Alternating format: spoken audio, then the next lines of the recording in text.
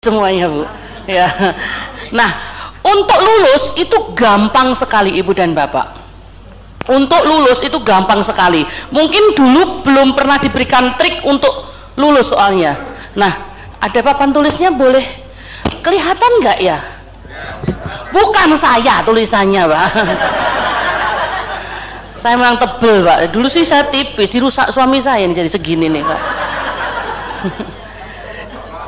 Kok mau lah, wong sama-sama enak kok nggak mau, gimana sih Pak?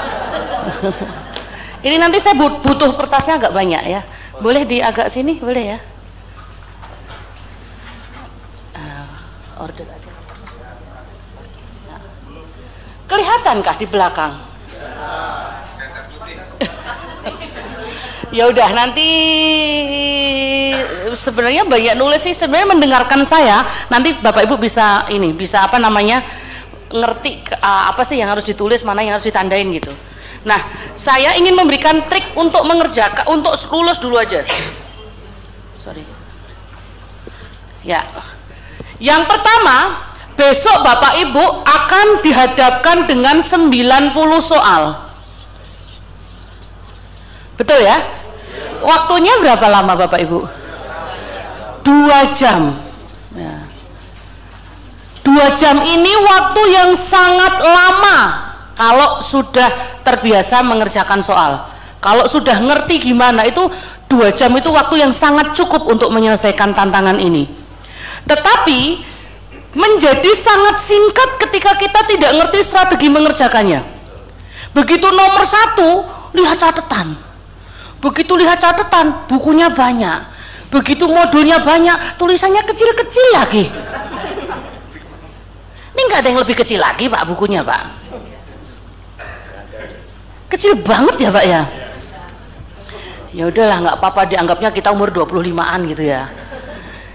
Nah, dengan tulisan yang kecil itu, ketika kita sedang nomor 1 lagi nyari ya, pokoknya semalam tuh aku sudah pernah baca loh, pokoknya harus ketemu.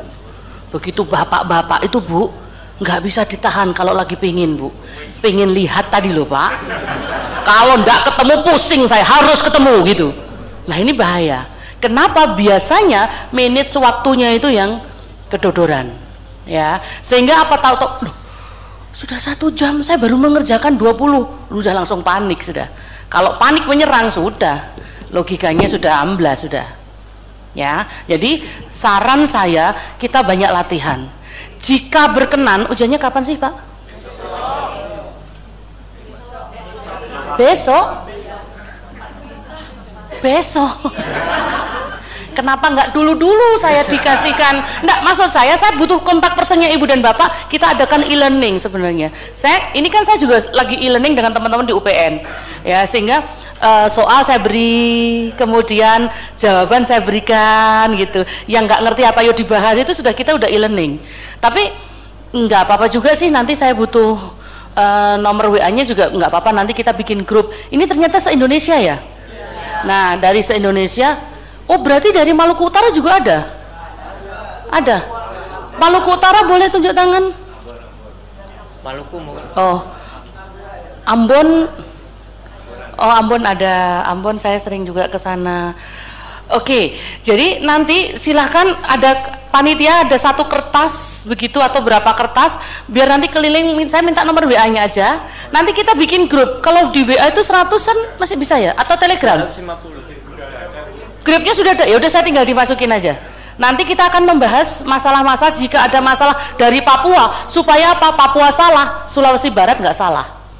Ya, gitu. Jadi ini nanti setelah lulus, tapi nggak lulus juga nggak apa-apa sih. Maksudnya bikin grupnya, aku nggak lulus keluar itu kan sayang gitu kan. Ini kan namanya silaturahmi kan, gitu ya. Nanti kita bikin grupnya itu. Oke. Jadi nanti sebenarnya e-learning sih, tapi nggak apa-apa. Bismillah, semuanya udah bawa bekal kok ya kan, dari Sulbar juga sudah belajar kan Pak ya. Ya. Nah, satu hal yang harus Bapak Ibu perhatikan adalah jenis soalnya. Soalnya itu ada 3 tipe. Ya. Tipe yang pertama itu BS, betul ya? Betul salah itu ya? Nah, saya diprotes oleh teman-teman dari UK. Indonesia itu aneh. Masa standar nasional untuk ujian masih ada soal BS? Kalau enggak B, S. Kalau tidak S, B. Jadi kans untuk menang 50%, kans untuk kalah 50%. Begitu kita melangkah, itu kegagalan 50%, Mbak. Betul nggak? Begitu kita salah melangkah, itu bahayanya udah 50%. Ini soal yang tidak bagus.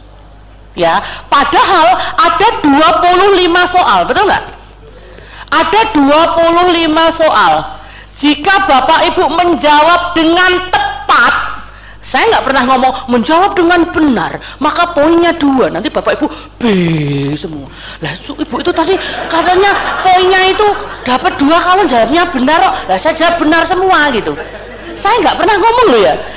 Jadi jawabannya yang tepat, maka Anda akan mendapatkan 2 poin. Ya. Jadi jika full poin di tipe 1, Bapak Ibu akan mendapatkan 50 poin. Tipe kedua, ya, tipe kedua ini Bapak Ibu akan dihadapkan dengan soal multiple choice, yang soalnya itu ada 55 soal, betul ya? Kemudian jika Bapak Ibu menjawab dengan tepat, maka akan mendapatkan 3 poin. Ada 165 poin jika Bapak Ibu sempurna menjawab di tipe 2. Tipe yang ketiga, ini kasus. Walaupun kasus, tetapi tetap sudah disiapkan jawabannya. Berarti sebenarnya multiple choice, cuma soalnya panjang. Ya, tipikalnya multiple choice itu mesti seenggak ngerti-ngertinya kita bisa jawab. Karena apa? Sudah disiapkan jawabannya. Ya, kalau nggak A, B. Kalau nggak B, mesti C atau D. Bu, nggak ada jawabannya sama sekali. Masa nggak dijawab? Harus dijawab. Jawabannya seandainya itu merah, cari yang mendekati merah. Bu, adanya ungu, pink, biru, abu-abu, cari yang mendekati merah, berarti yang pink. Karena apa? Ada yang begitu, Pak. Jawabannya nggak mungkin merah, tapi ada yang mendekati merah, sudah itu jawab. Karena, wah, saya putus asa, Bu, kenapa? Nggak ada jawaban yang benar kok. Maksud saya kasih E itu saya lingkari. Itu kan waktu SD dulu gitu ya. Enggak. Jadi harus Bapak Ibu jawab dan sudah disiapkan jawabannya, oke? Nah, di kasus ini juga begitu, ada 10 soal. Nah, kalau Bapak Ibu tepat menjawab itu 4 poin. Jika sempurna menjawab maka 40 poin. Saya cerita tipikal soal nomor 3, tipe 3. Tipe 3 itu kasus. Soalnya panjang. Jawabannya gampang. Waktunya 2 kali lipatnya mengerjakan tipe 2. Sementara poinnya hanya 4. Menguntungkan tidak kalau kita kerjakan di awal? Tidak. Jadi saran saya, begitu Bapak Ibu sudah mengisi biodata dan lain sebagainya, langsung hajar di nomor 26. Kenapa? Begitu Bapak Ibu langsung mengerjakan di 26 sampai nomor 80, sudah sempurna saja, Bapak Ibu sudah nyaris lulus. Karena apa? Tinggal ditambahin 2 BS saja, 1 soal BS saja, Bapak Ibu sudah lulus. Karena Bapak Ibu hanya membutuhkan mengoleksi poin 167 saja. Itu KKM-nya hanya 65%. Jadi gampang sekali untuk lulus. Ya, nah 167, Bu, multiple choice saya kerjakan duluan. Iya, silahkan kerjakan duluan dan silahkan konsennya di sini, konsentrasinya di sini. Wah, Ibu nih, mosok disuruh betul semua multiple choice? Kalau betul semua kan 165 kan? Lah mosok BS juga nggak dikerjakan, Mbak. Mosok kasus juga nggak dikerjakan. Kan tetap dikerjakan kan? Nah, cuman konsentrasinya di sana. Karena apa? Begitu kita sempurna menjawab itu, sudah kemenangan di tangan, sudah 165. tinggal satu saja deh soal udah lulus ya. Jadi kita konsentrasi kepada hal yang memenangkan kita. Kalaupun ada jawaban yang susah, bagaimana Bu? Saran saya, jangan terlalu fokus pada satu soal atau dua soal yang Bapak Ibu nggak bisa pahami. Kalau memang perlu dilepas, dilepas. Maksudnya dilepas bagaimana Bu? Dilepas itu nggak usah dipikir, ya. Kalau masih ada waktu nanti dipikir, tetapi harus diisi jawabannya. Kenapa harus diisi? Kans untuk menangnya ada. Tapi kalau dikosongin, kans untuk menangnya tidak ada sama sekali. Betul? Probabilitasnya 0 kalau tidak diisi. Nah, satu trik lagi adalah mulai malam ini, mungkin setelah sholat, Bapak Ibu silahkan difikirkan huruf apa yang paling disenangi.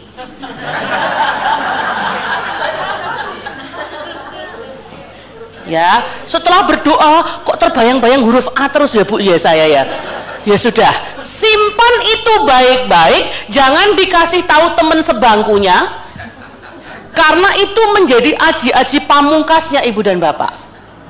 Kalau nanti ada jawaban yang kosong, yang tadi dilepas dan lain sebagainya, waktunya mepet, sudah mau habis, waktu tinggal 5 menit lagi, mati nih, masih ada 10 nih yang kosong. Maka saran saya, hajar dengan huruf yang sama yang Bapak Ibu sudah pikirkan sambil berdoa tadi. Itu namanya aji-aji pamungkas. Aji-aji pamungkas itu kalau seorang kesatria pasti digunakan di akhir-akhir acara ketika dia terpojok, terdesak. Nah, seorang kesatria yang sakti pasti tidak akan menggunakan aji-aji pamungkasnya. Tetapi itu punya saya. Ya. Tetapi mohon dengan hormat, begitu Bapak Ibu masuk ruangan mengisi biodata selesai, jangan pernah lakukan hal aji-aji pamungkas. Nggak lulus, Pak. Baru datang udah aji-aji pamungkas saja. Ya.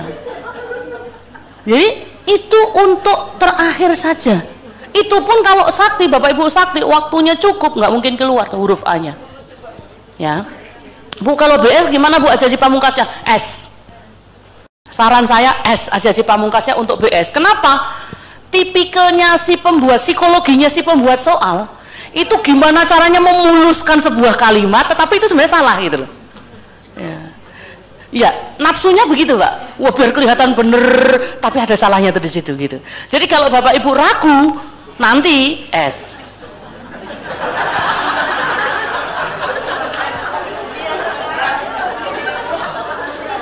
Karena aji-aji pamungkas. Oke. Terus Bapak Ibu, kita harus punya satu komitmen kelas. Ini harus. Saya boleh nanya, masih ada yang punya niatan untuk tidak lulus di ruangan ini? Ini ketawanya nggak enak banget nih. Ini duit rakyat loh ini. Ini pertanggungjawabannya di akhirat loh ini. Diniatkan yang benar dulu Pak. Ini saya harus motivasi nih. Karena apa? Ternyata lagrang dari kelulusan itu motivasi Pak. Ya. Jangan pernah pingin menolak ilmu Allah. Karena kita tidak akan pernah ngerti ilmu itu akan digunakan kapan dan untuk apa. Ya, mungkin Bapak Ibu, waduh, aku kok diajar orang inspektorat sih, ya orang kabupaten sih, aku kan orang kementerian gitu. Ya. Dulu saya beranggapan saya selamanya deh di sebuah daerah. Tetapi hari itu saya putuskan saya harus lulus, walaupun di kabupaten saya itu lagi ada kasus. Saya harus lulus. Semua orang nggak mau lulus, saya harus lulus. Kenapa saya harus lulus? Saya harus ngerti ilmunya. Bu, kan begitu lulus 3 hari, aku kan pelatihan cuma sehari Bu, disuruh lulus Bu. Kalau sudah lulus apa sudah ngerti cuma belajar 1 hari? Pak, kita itu cuma ngambil SIM dulu, belajarnya nanti. Jangan pernah berpikir Bapak Ibu belajar 3 hari, kemudian menjadi sakti mandraguna, menjadi manusia setengah dewa. ayo sini proyek 30 miliar sini, saya udah lulus nih. Emang sudah cukup modalnya Bapak? Nih sertifikat di tangan nih, proyeknya 30 miliar bro, bikin HPS-nya gimana? Nah lo, MK itu singkatan apa Bu? Waduh ya, jadi saran saya ini harus dipegang dulu ya. Kita nggak pernah ngerti Pak Tuhan mau ngasih kita di mana ya. Dulu saya master saya ya, cum laude UGM ya, Master of Accounting itu sejajar dengan lulusan luar negeri ya. Saya kalau seminar dengan teman-teman lulusan Australia nggak kelihatan saya UGM gitu ya. Tetapi apa? Ketika saya putuskan saya harus belajar benar, kemudian sistem mengatakan, kamu tuh di aja deh di suatu tempat ya, ditugaskan di suatu tempat yang nggak sesuai benar dengan ilmu saya. Apa saya harus protes sama Allah? Tidak, saya disuruh belajar banyak ternyata. Ketika saya belajar banyak ternyata apa? Saya ikut TOT, pengadaan barang dan jasa, menjadi trainer nasional. Saya termasuk 3 besar. Saat ini pun jam terbang saya mungkin terbanyak untuk yang cewek, 3 besar untuk yang laki-laki, untuk semuanya. Ya, saya bisa keliling Indonesia. Saya pernah ke Morotai, saya pernah ke Taliabu, saya dari Sabang sampai Papua saya sudah lakukan itu. Dan itu rencana Allah. Ya, kita nggak mungkin, saya kan di kementerian, Bu, udah di sini-sini aja sudah. Ya, jangan pernah berpikir, Bu, saya PNS itu tidak segala-galanya ngurusi PBJ. Oke, saya setuju. PNS itu nggak ngurusi PBJ semuanya, tetapi semua urusan di PNS urusannya dengan PBJ. Setuju nggak? Ayo, SPPD kesini pakai PBJ itu ilmunya toh, betul nggak? Hotel di sini ini penunjukan langsung, betul ya? Tunjuk langsung, boleh di sini. Terus Bapak Ibu yang punya plat merah mobilnya, pengadaannya pakai ilmu pengadaan toh? ATK dapat tas nggak? Dapat laptop nggak hari ini? Oh enggak. Dalam bentuk brosur ya. Harusnya nggak ada ya. Nah itu kan pengadaannya juga pakai perpres.